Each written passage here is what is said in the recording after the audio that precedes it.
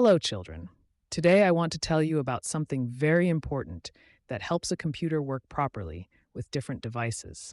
Sometimes, when we connect a new printer or a mouse, not everything works right away. Why does this happen? Because the computer needs a special instruction that tells it how to use the device.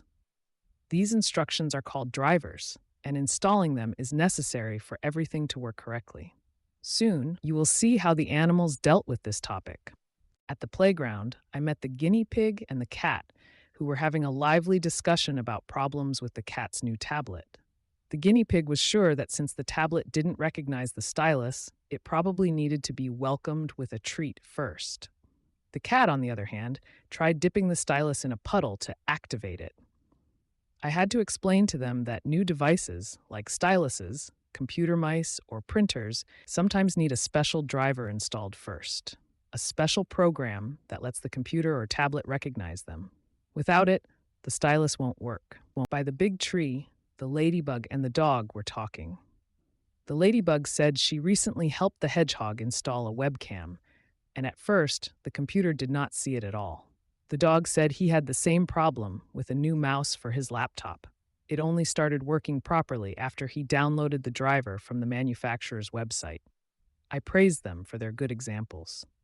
In these situations, you just need to find the right driver and install it on the system. Sometimes this happens automatically, but not always, so it is good to know how to do it yourself. On the flower meadow, the frog and the sparrow were playing.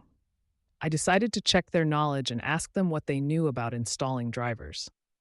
The frog said that after connecting a new device, the computer does not always know how to work with it, so you need to install the right driver. She also added that sometimes you have to go to the manufacturer's website and download it yourself.